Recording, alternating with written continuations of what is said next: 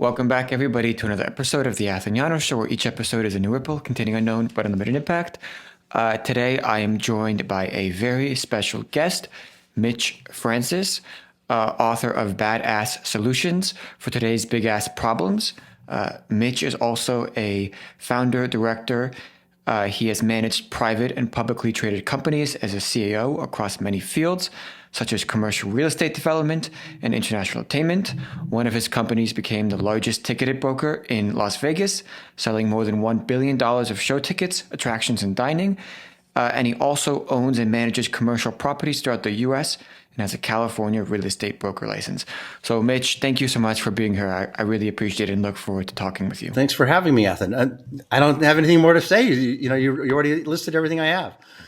Yeah, well, I'll say this. I read a good chunk of your book and I really enjoyed it. Thank you. I think what I really appreciate is, there's so many different problems that you tackle, and you propose a lot of solutions, and I think most people can agree that the problems you address are real problems and need to be solved. And what I appreciate is a lot of people, they say, oh, there's this problem, they complain about it, but very few people actually put their foot forward and say, this is a solution to deal with that problem. And whether or not, the audience, when they read the book, disagrees or agrees with your solutions, at least you're putting something out there that can be debated and discussed. So I really appreciate that. Well, thanks for that. That was really the whole idea. This all started actually with a family tragedy that kind of kicked my ass into doing something. About 2.5 years ago, you may remember there was a mass killing in a suburb of Chicago during a 4th of July parade. And there was a crazed young man with assault rifles who killed 7 people and wounded a lot more. And one of the 7 people that he killed was my brother-in-law's brother. And needless to say, the family was just devastated. And I was hurt. And what I really left with was anger. And I took a look around and I said, I've got to do something. We have all of these major problems certainly in our country, and in a lot of problems, globally, and nobody's doing anything about them. And I've always been kind of a current events guy. I like the news a lot, and things would happen, and I go, why don't they just do that? It's just so obvious to me that there's something to do, but they don't do it. And I started realizing that there are so many problems that I have, at least the beginnings of some of those, why don't they just do that ideas? And I wrote down an outline, and there were 20 big ass problems that, as I said, I really had at least the beginnings of really good solutions.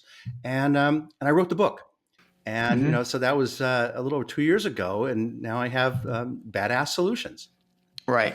Well, I actually think I really appreciate that you brought up your reason for writing this book, because I think, gun reform and gun solution and just solving the problem to mass killings is a really pertinent problem for a lot of people. We hear on the news so many school shootings, so many mass shootings, but there's also so many more that we don't hear about and don't take place that affect people. I think you mentioned in your book that there's approximately 2 mass shootings in the U.S. every day. Isn't that amazing? It's astounding. It's astounding. Shocking. Yeah. And we're not solving that problem as a society, as a country. No, and I think correct me if I'm wrong, but I think per capita we have the most guns of any country. No, I think you're right. That's a shocking number too. There are 400 million guns in the United States, and we have 335 million people. We have almost 100 million more guns than we have people. Yeah. It's crazy. Yeah. It's crazy. Well, I want to get to your solution to this because, again, mass shootings are a huge problem in this country. So what can we do, in your opinion, to solve this? Well, it's a very big problem. You've got people who love their guns and think that they should be able to have any kind of weapon that they want. Listen, I support the Second Amendment. I own guns. I have guns in my home. But I think we as a society have to say that military quality firearms are not necessary for civilians. They don't help you protect your home, more than handguns do. They're really a mass killing weapon. So I looked at this and I said, there is a line drawn here in our country already. You can't have a tank, you can't have a bazooka, you can't have a machine gun. Where's that line? And we've had this line that you could have an assault rifle for many years. For a while, it was outlawed, but then it freed up again, and you could have assault rifles. And now we've got over 20 million assault rifles in our country. And unless we're about to invade Canada, we don't need them. So I think, again, we have to look at the situation and say, just like you pointed out, there are two mass shootings every day in the United States. And I'd say the majority of those are with assault rifles. They just are not needed. And we have to look at this as a society and say, you know what? We don't want that. We want to have handguns. Handguns are fine, but move that line, from tanks and bazookas and machine guns to include assault rifles. Can't have it. So my solution is hard ass.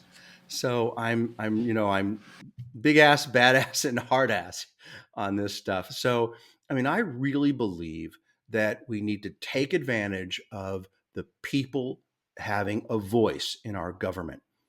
Write to your representatives. That's a theme throughout my book. Get involved. If enough people demand that we end this, we can. Our Congress can pass a law that outlaws assault rifles. And then we have courts that enforce the laws. We have the criminal justice system that we have to push toward making this effective. And I believe in a big hammer, so that you've got 30 days to turn in an assault rifle. We know where they are. Most of the assault rifles, probably 99% of them, were purchased legally. So they were registered. We know who has them.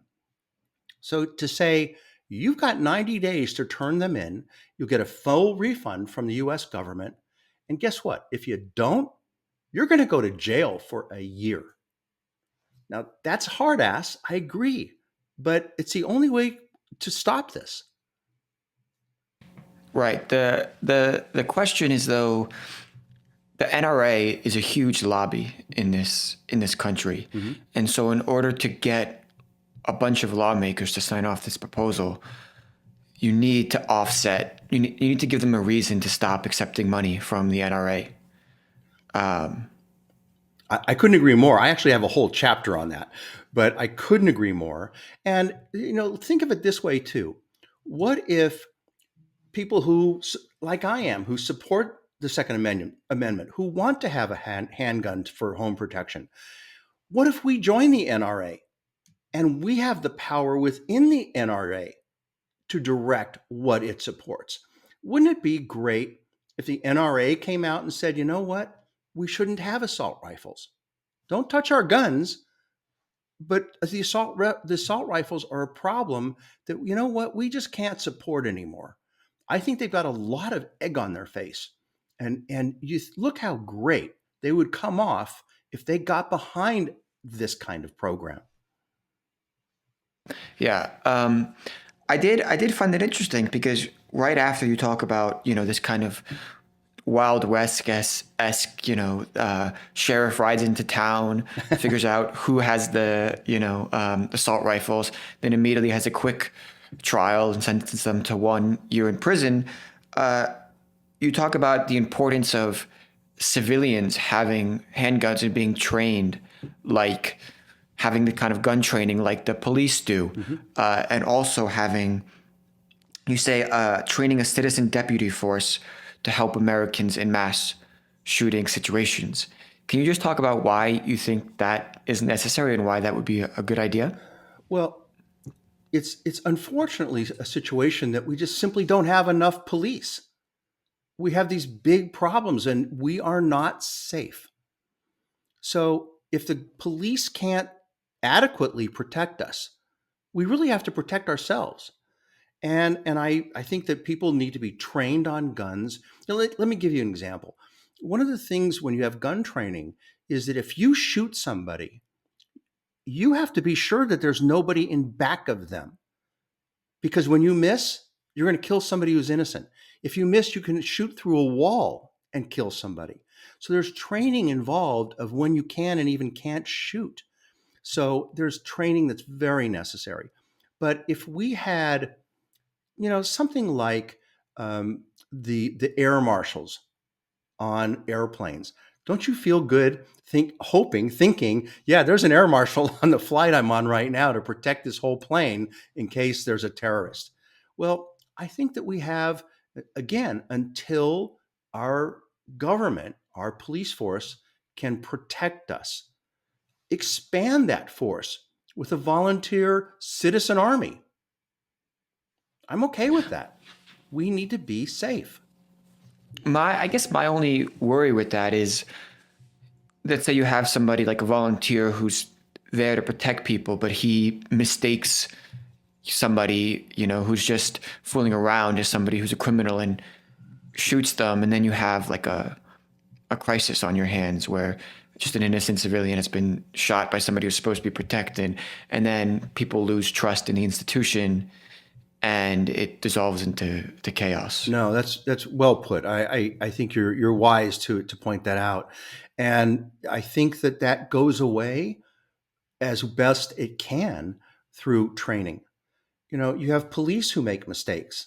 You know, people are human. You if you trained up and pass tests, rigorous tests, and reduce as much as you can any risk of problems like that.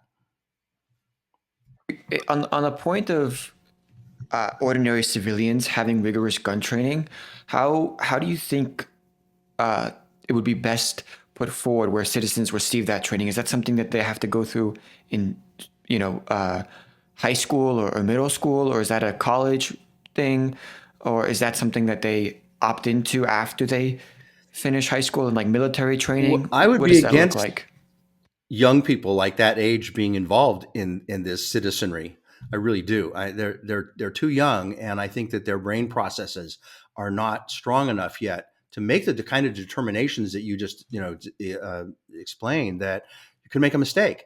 I think it should be adults out of school who have rigorous training that is done with the sponsorship of the local police departments.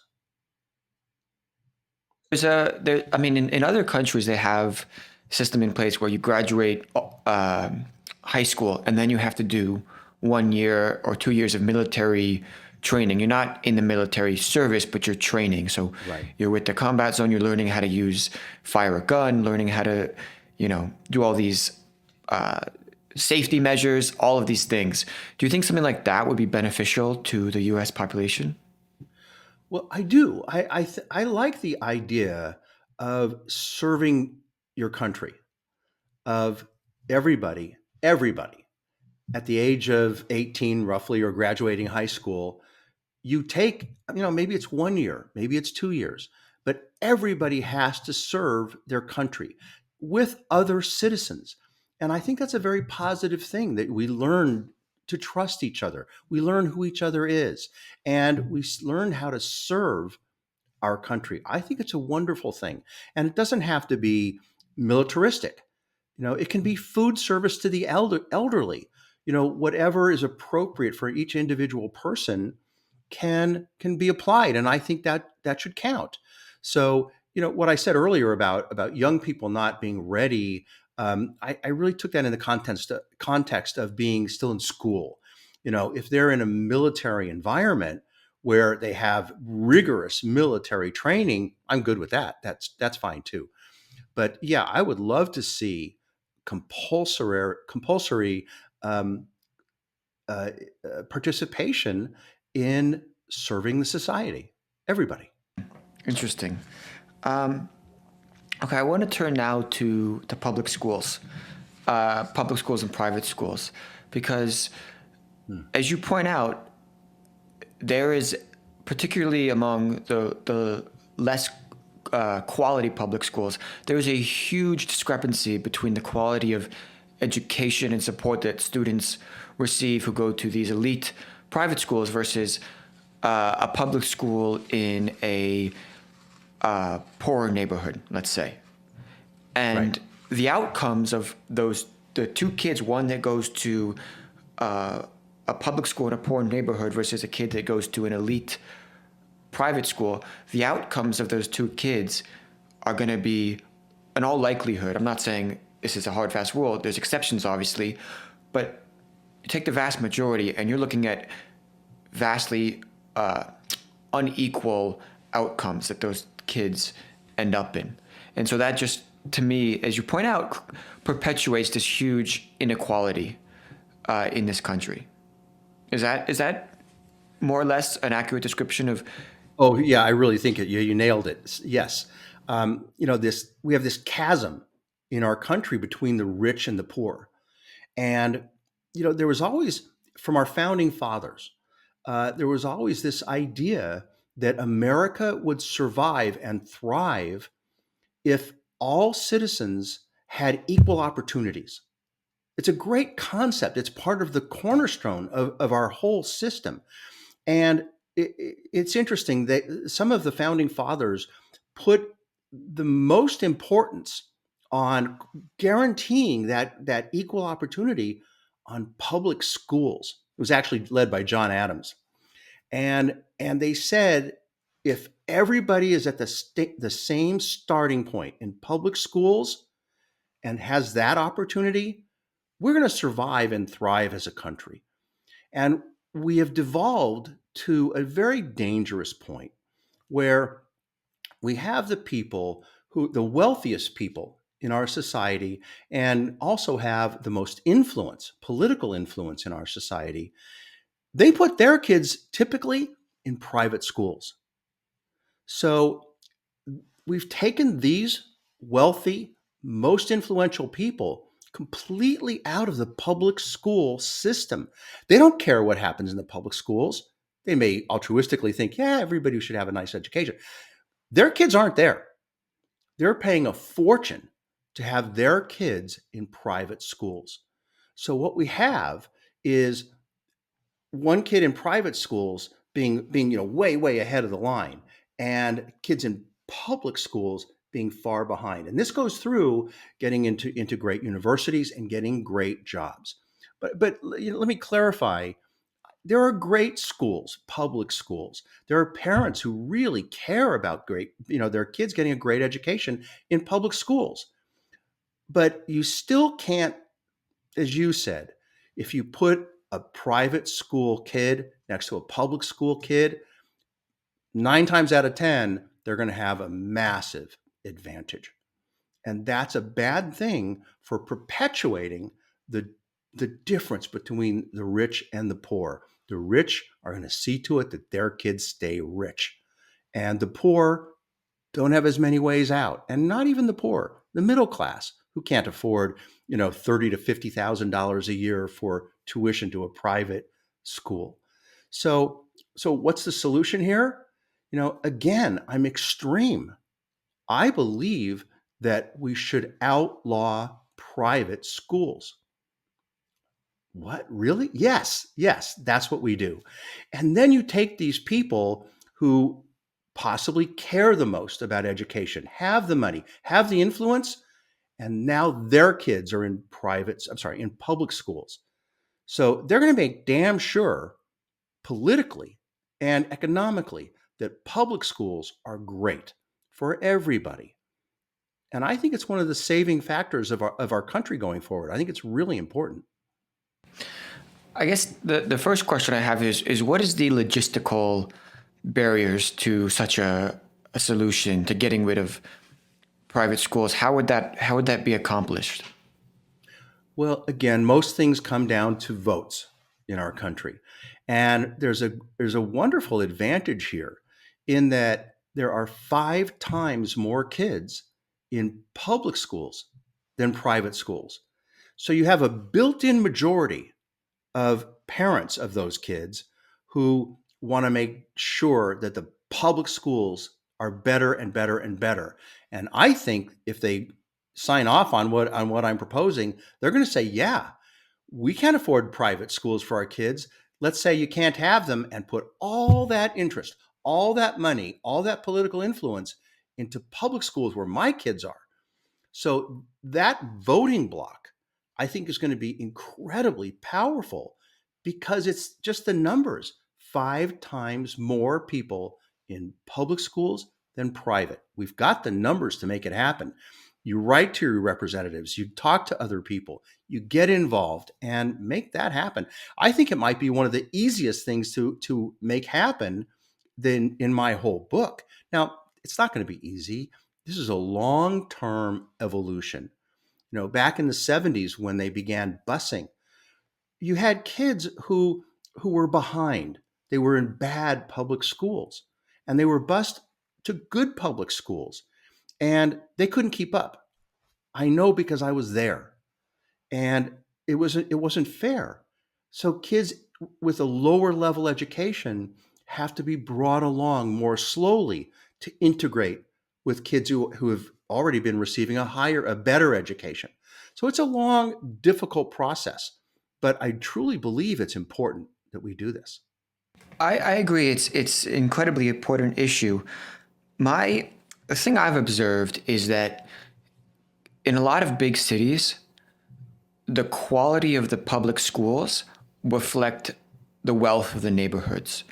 So in wealthy neighborhoods, the public schools tend to be well funded, they have good teachers, students generally have good outcomes, and it's in less affluent neighborhoods that the schools tend to be less funded, less good teachers, more students don't finish. So I guess I'm wondering, even if you get rid of private schools, what stops the levels of inequality from just being reflected in the quality of the public schools?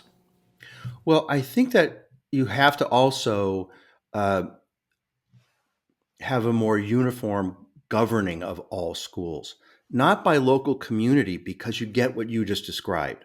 Again, a wealthier community can have influence over their local school system. But I think the school systems, the public school systems, have to have a much bigger governance.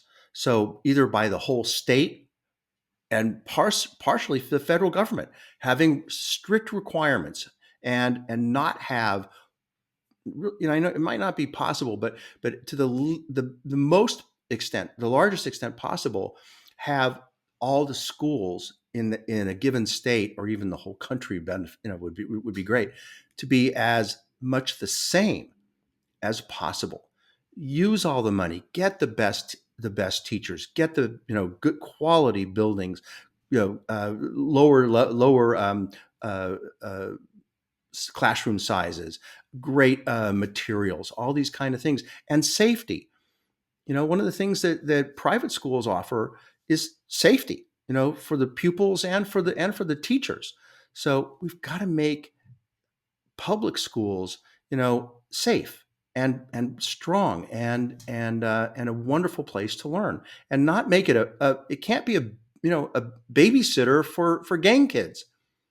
If they're not towing the rope, you go to a special class, and if you still can't tow the rope, you got to leave.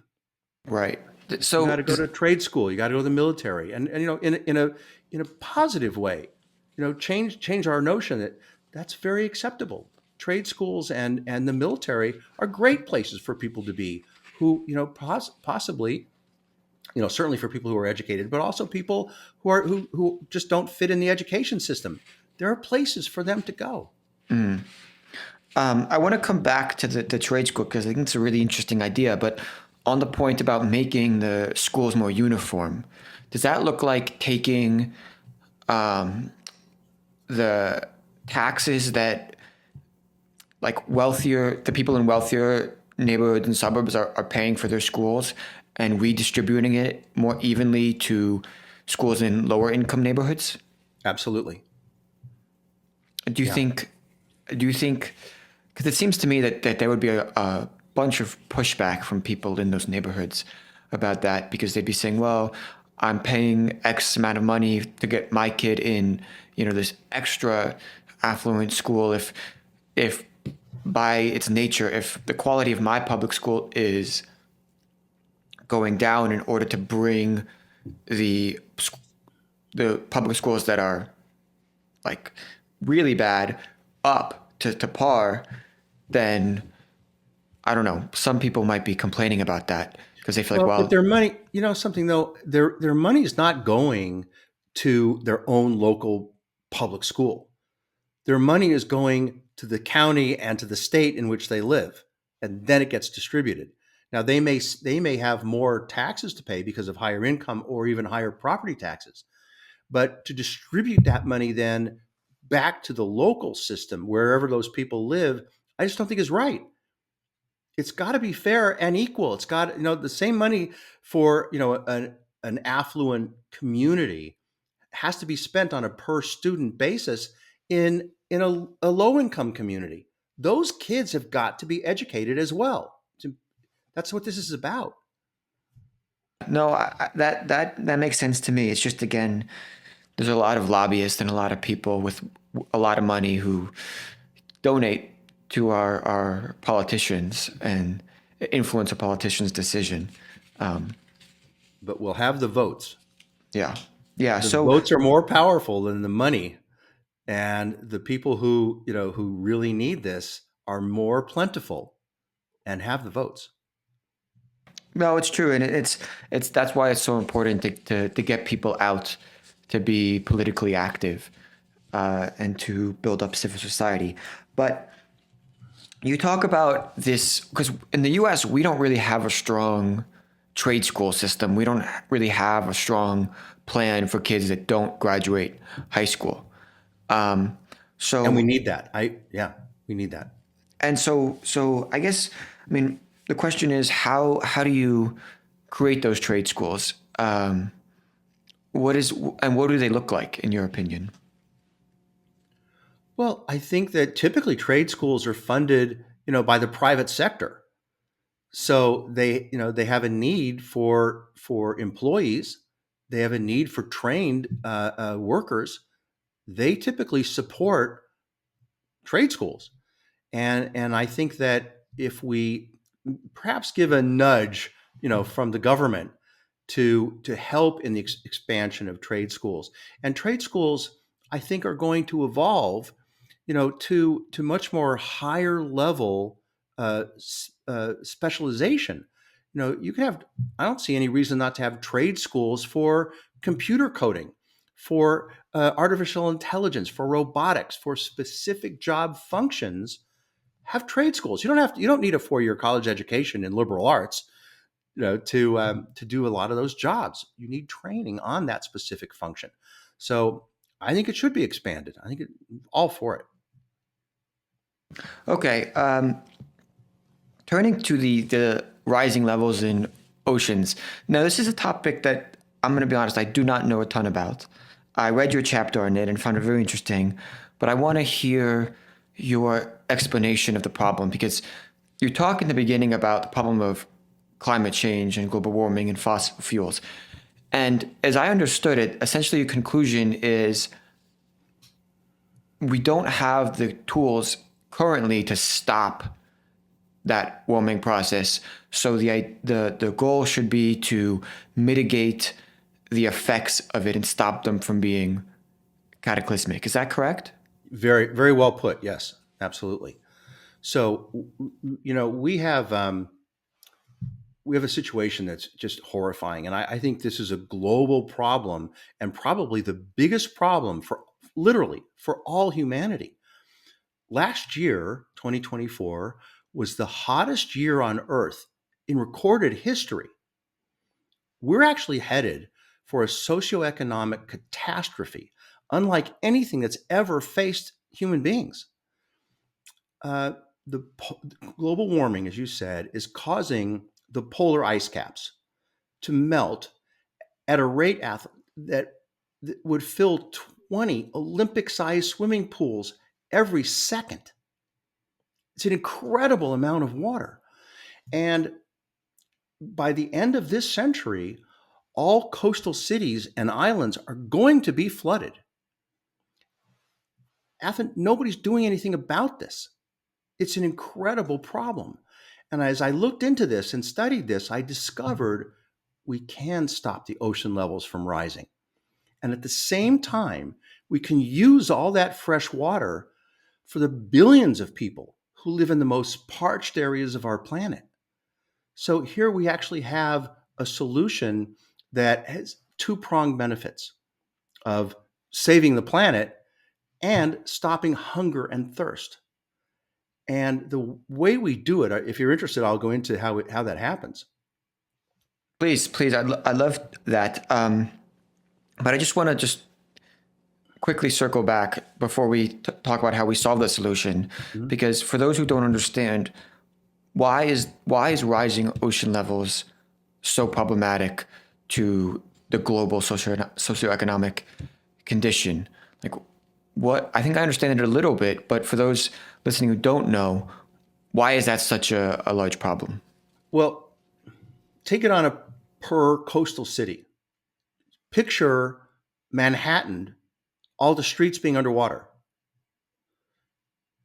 Picture the cities that are already low in elevation, like New Orleans, uh, completely underwater.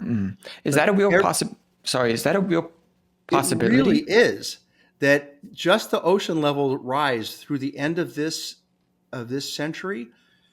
It's projected that 12 million Americans are going to be displaced, that their homes are going to be uninhabitable along all coasts.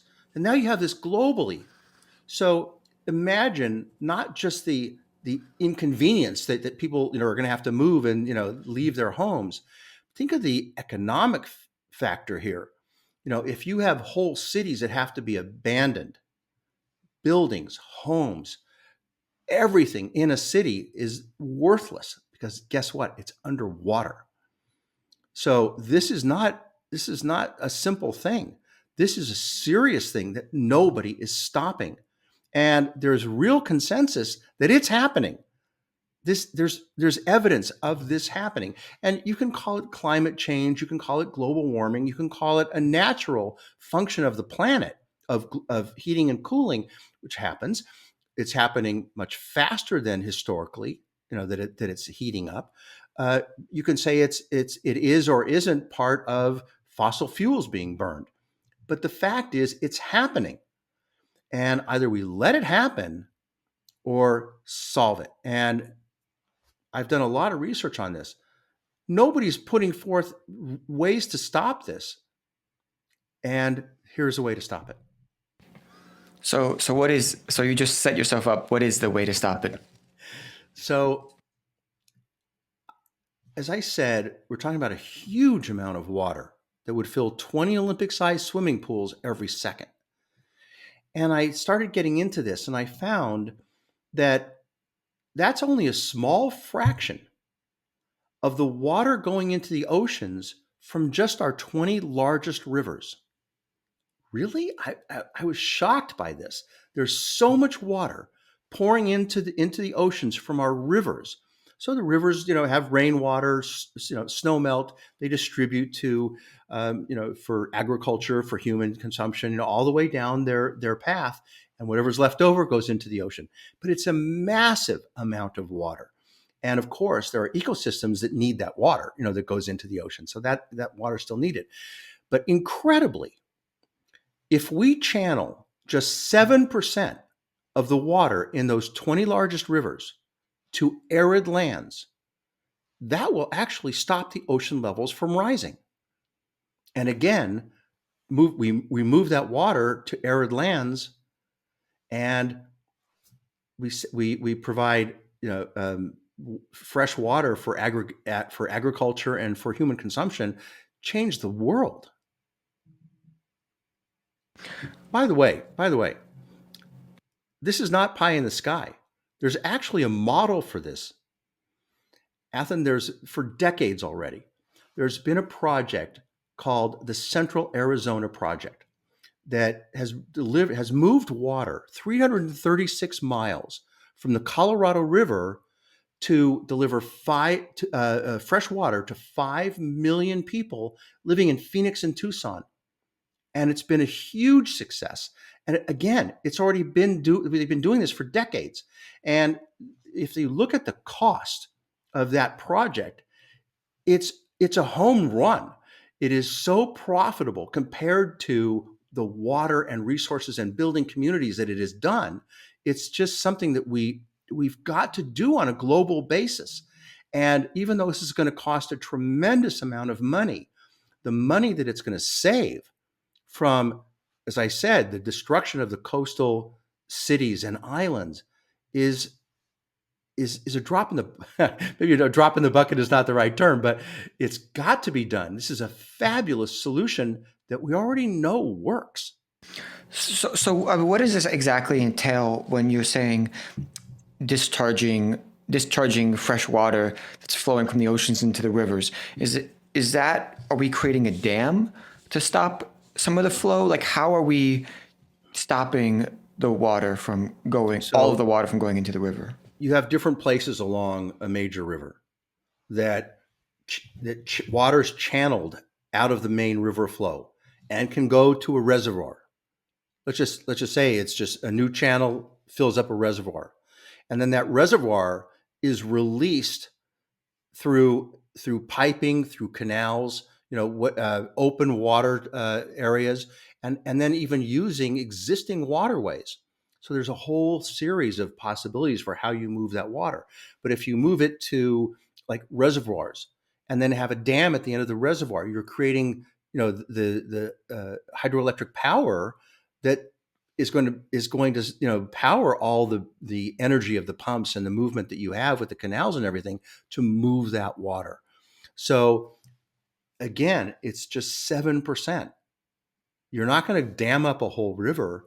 You have a channel opening that moves some of the water.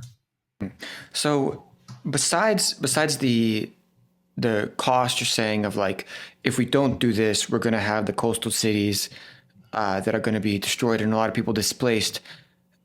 That's one argument. I think that'll sell a lot of people. But for the people that still are skeptical of the possibility that all the coastal cities could be flooded, what other benefits does building these?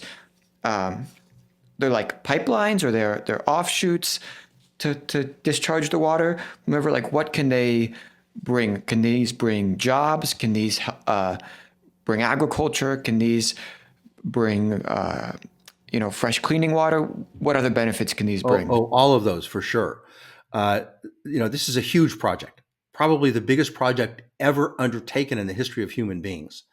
Uh, so you're talking about employing thousands of people, maybe millions of people, and think of this: it's probably worthwhile, even if it didn't stop the ocean levels from rising. The benefits for humans, you know, is astounding. 25% of human beings on our planet don't have fresh water close by them. 50% of the people on our planet do not have sanitary conditions. It's a shocking number. And if you could solve those problems for the benefit of humanity, oh my God, what an incredible thing. And then you also save a big chunk of our planet at the same time. This is something that's got to happen. And there are big projects that have been undertaken throughout human history. One of the things I point to in the book is the Panama Canal. The U.S. paid for and did the labor for a 51-mile canal through the country of Panama. And prior to that, any ships that went from the Atlantic to the Pacific had to go all the way around South America, and it doubled, like from Europe to the United States, for example. it doubled the distance of the voyage, and of course doubled the cost. So they found that here's an area that if you canal through 51 miles, you cut off, I think it's 6,000 miles of additional voyage. So it's an economic massive benefit. So this has been in existence for 111 years. And if you look at the cost of what it of the cost, I think was $80 million. I might be wrong on that. I think $80 million in 1910. Well, the benefits, far outweigh that probably every quarter. So these are things that are, you know, century long benefits for this planet and our people. And it's, big thinking that I think we got to start doing. Yeah, and this wouldn't be enough to happen just via the U.S. rivers, right? We need Right. coordination globally. I think you talk about if we did it with the seven largest rivers, 20 largest. 20 largest rivers, but 7%, stop 7%. That's Is right. that's right? Yeah. So it would take a lot of global coordination, as I understand it. We need to get world leaders from all different countries to come together, create a conference or some kind of action plan that people actually stick to, because we have the Paris Agreement, and countries have always set these targets that they're going to meet. They never meet them. They never oblige by them. So it seems to me you'd have to create some mechanism where there's a real incentive for countries to do this, and maybe it's the incentive that you just provided, but you also need some kind of way to ensure that countries say they're going to do it and then back out, right? No, I think you're very right. And it's kind of a case of self-preservation. So all countries that have coastlines have a vested interest in this happening. All countries that have arid lands and poor people without water resources have a vested interest in this happening. So, maybe we're not going to get every country to participate who, are landlocked and have all the water they need. Should they? Yes, I think they should participate. But I think there's enough vested interest by countries that are really in danger that this could get done. The second solution you provide, which I had never really thought about or heard of, was you kind of talk about this idea that we don't have a water problem, we have a salt problem. We have a ton of salt. Yeah, actually, Joe Rogan said that. Joe Rogan said that? Yeah, That's yeah, it funny. wasn't mine. He said in this world we don't have a water problem. We have a salt problem. We have so much water that it's the planet is covered with this stuff, but most of it is completely unusable unless you're a fish. Right. But I had never heard of these efforts to desalinate Right. the water. Is that actually a feasible Oh thing yeah. that could be accomplished? I think there are 20,000 desalination projects in the world right now. So yes, absolutely. You can take salt out of ocean water so that you make clean water for use of in a community for that's typically fairly close to a coast. So yes, it's a massive thought, to think that it's the only thing you have to do. It could be in coordination, with channeling water from the rivers. You could also have desalination plants uh, up and down, virtually every coast, and provide fresh water for the people along those coasts, which are very often arid. And I mean, what is the cost? That seems like a very costly project, is it not? You're right. It is. It's very costly. It takes a lot of energy. It takes land. Uh, it's a costly project to squeeze the salt out of water, but it's been done viably, literally all over the world. I think there are 9 desalination plants just in California right now operating. So you can operate these profitably, and it makes sense. So to have enough of them that are going to keep the ocean levels at where we need them, massive, massive problem. But it certainly can be hand in hand with rechanneling some river water. So, I mean, do you think that primarily the solution is rechanneling the river water, and then as a secondary solution, it's Yeah. it's the desalinization? Yeah, I do. I think that you could solve the whole problem with channeling river water. Now, look, I said channel 7% from the 20 largest rivers. But think if we have 100 rivers, whose water ends up in the oceans, maybe you have to take out 4% from each river. So if just the 20, you can solve this problem. I really appreciate this solution because I never heard about it talked about this way. It's really interesting. It also reminded me because we were going to have this discussion about 2 weeks ago, and you were in L.A., the L.A. area, and there was obviously something going on there, which most people know about, these fires. So I just wanted to ask, is your house okay? Is your family all okay? Like, what's going on with that? Well, thanks for asking. Yeah, I did have to cancel and reschedule with you 2 weeks ago. When we had the horrible fires, uh, we lost our power. Thankfully, our house exists. We're here. Everything is fine. But we lost all electricity for 5 days.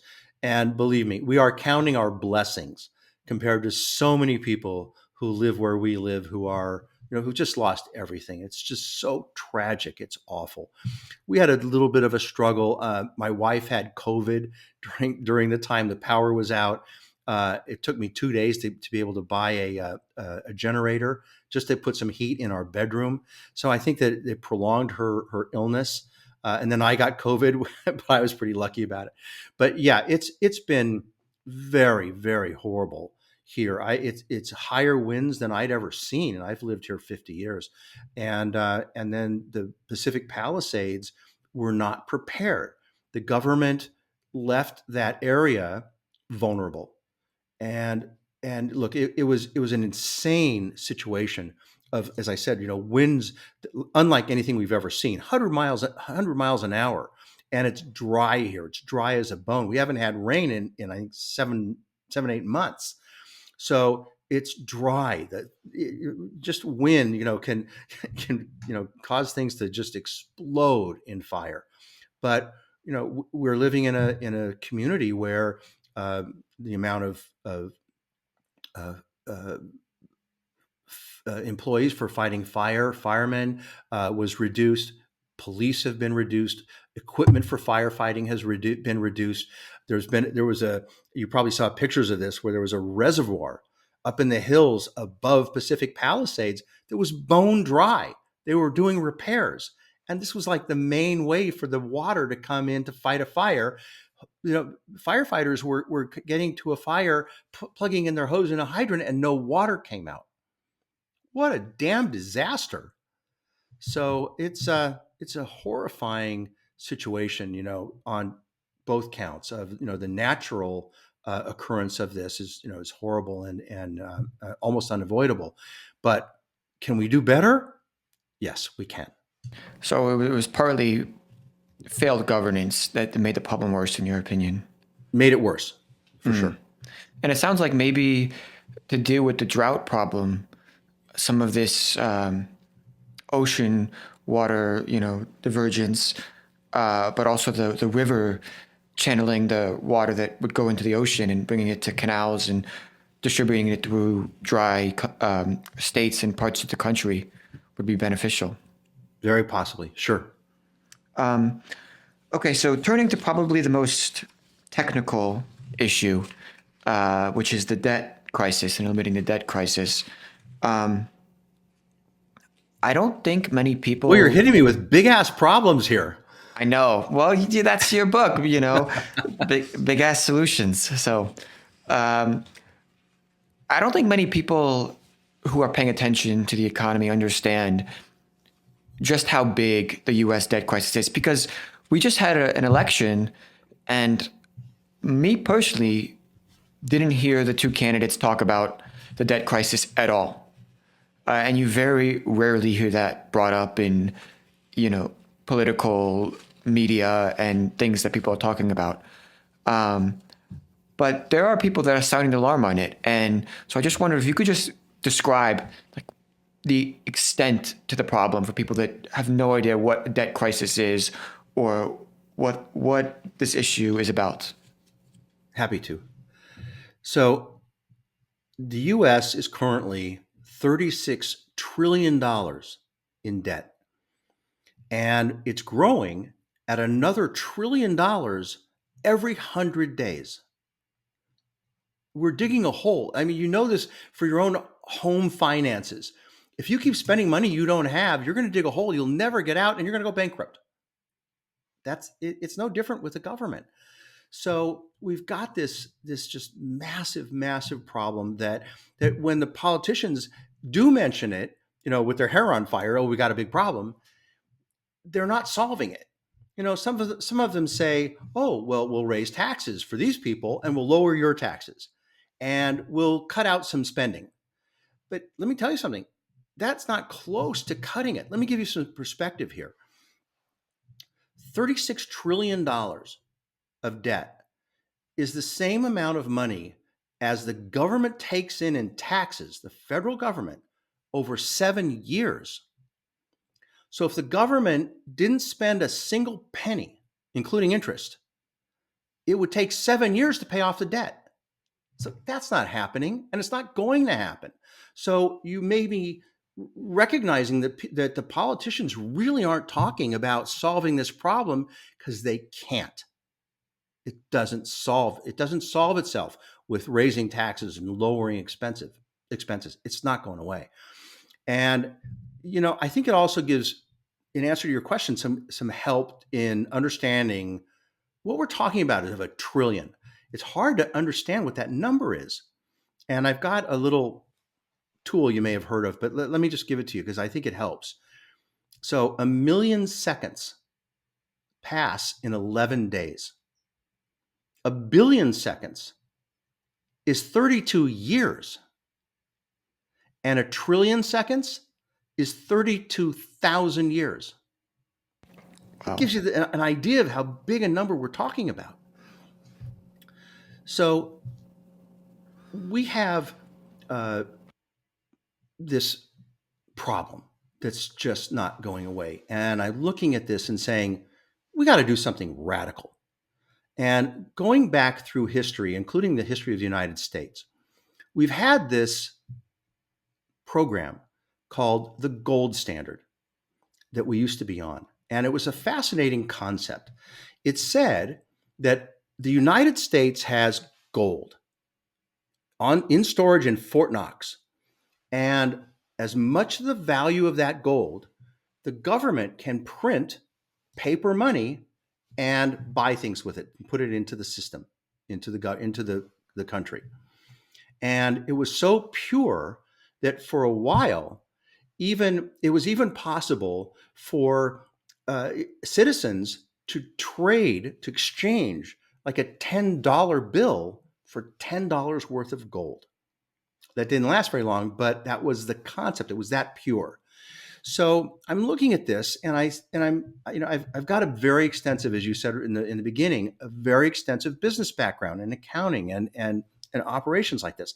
So I looked at this and I said, well, wait a minute. The US has a lot more assets than just its gold.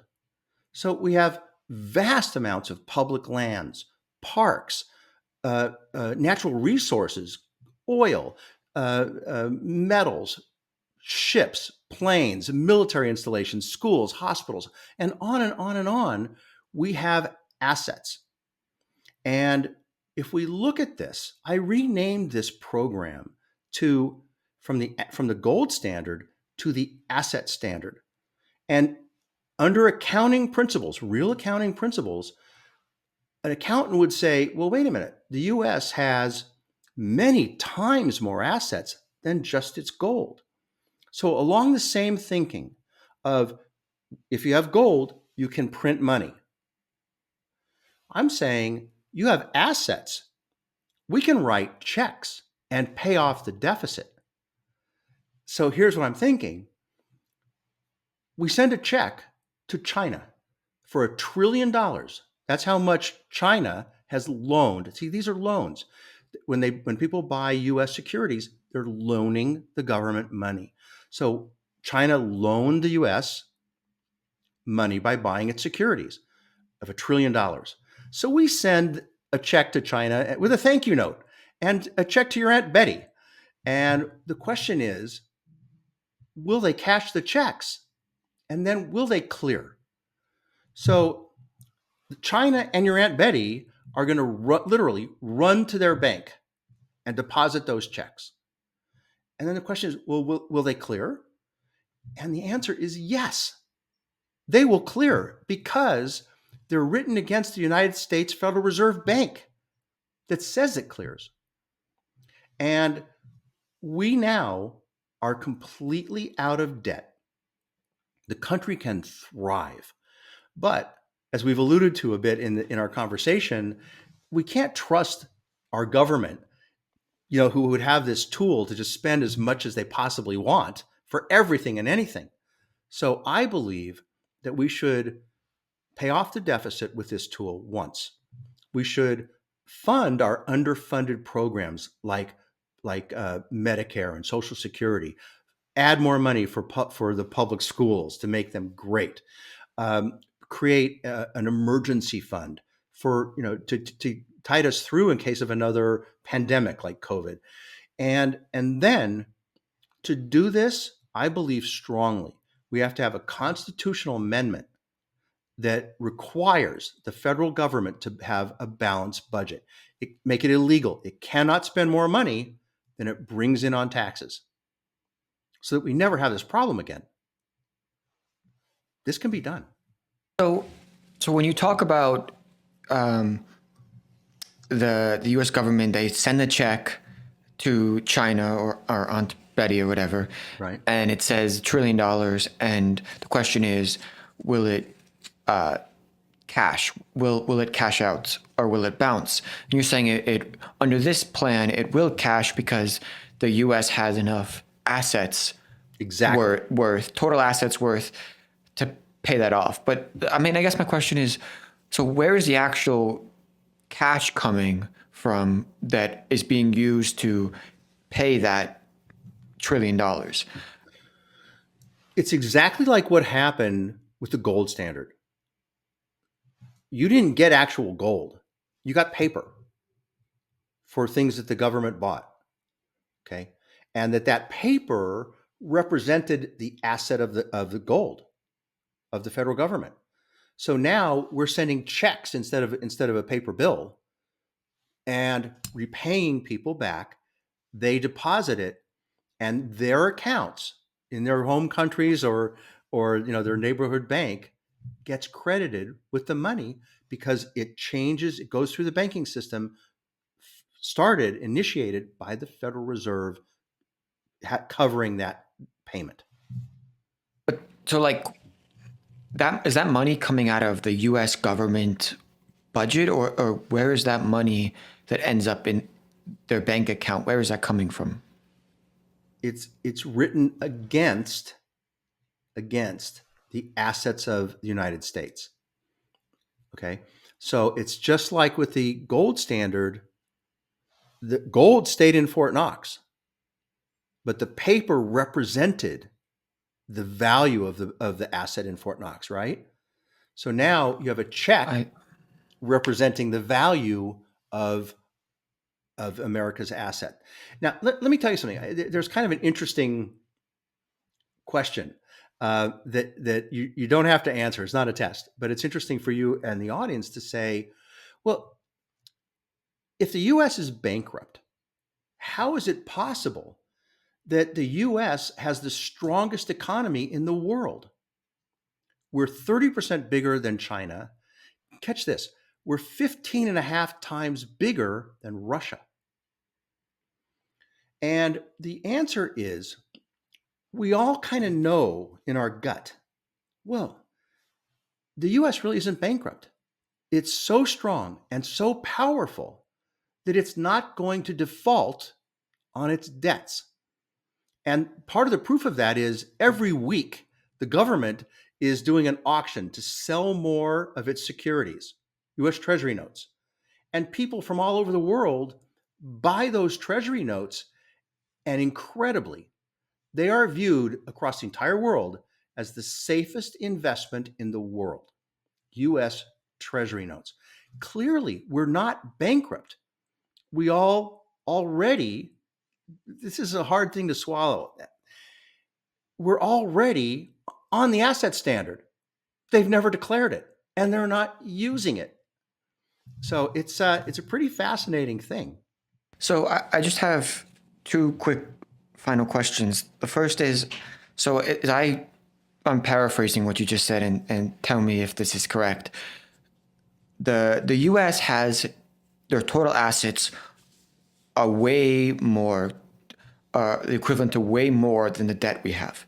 Absolutely. So if we take off the debt, subtract the total debt we have from our assets in order to pay off the debt, it's not really going to make that much of a dent in our total assets sheet. Nothing happens. Right.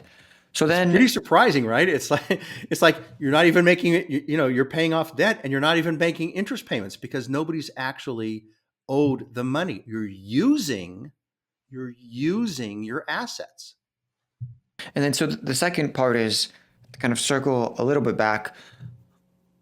Why, if we have all these assets, what is the problem if we never actually pay off this debt and just kind of say, well, we're not going to default because we have all of these assets in our kind of asset sheet. So eventually, if we really need to, we can just tap into them and we'll be fine.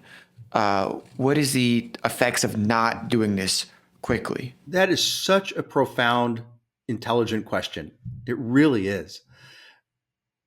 Because I can see the logic in that. But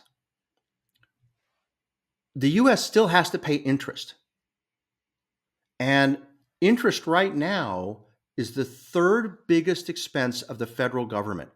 The interest costs the federal government more than we're spending on our defense system. It's crazy. And it's just getting bigger and bigger because we do have to make those interest payments.